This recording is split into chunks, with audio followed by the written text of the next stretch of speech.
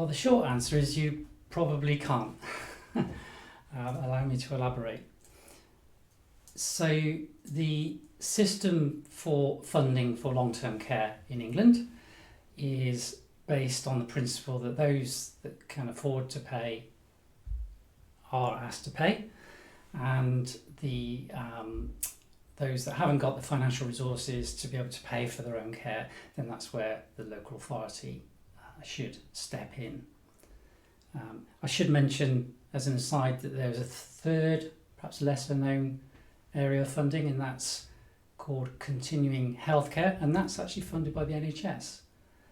But that's only available to individuals that have really complex healthcare needs, and typically 24-hour round-the-clock nursing care.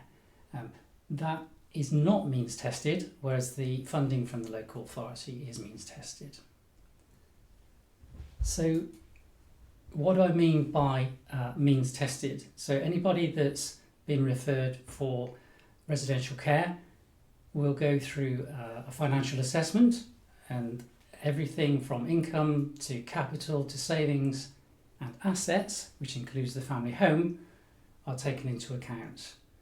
And the result of that assessment is often that people have to pay for their own care, and that's really where the family home unfortunately needs to be sold to contribute towards that.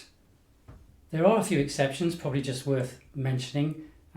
If there is a surviving spouse or indeed a civil partner still residing in the property, then the value of that property can be ignored for the care financial assessment, and also the first 12 weeks of care don't count, and if indeed the person's gone into care on a temporary basis, then the home can be ignored. Some people do talk about putting the house in trust, and my clients often ask me if that will work and ask my advice on that. What I always say in reply to that is get good legal advice, because there are many pitfalls associated with that. Essentially, you're giving away ownership of your property or your share of the property, so that's not something to be done lightly.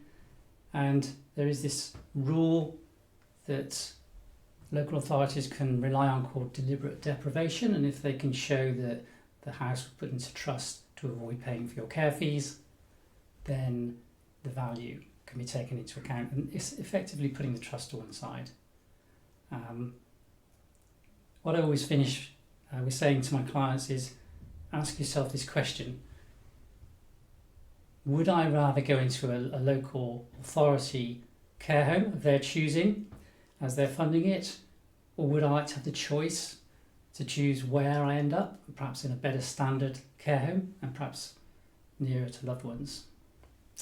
So it puts a different slant on the house, really, and not necessarily protecting it, but using it for your own future well-being and comfort in old age.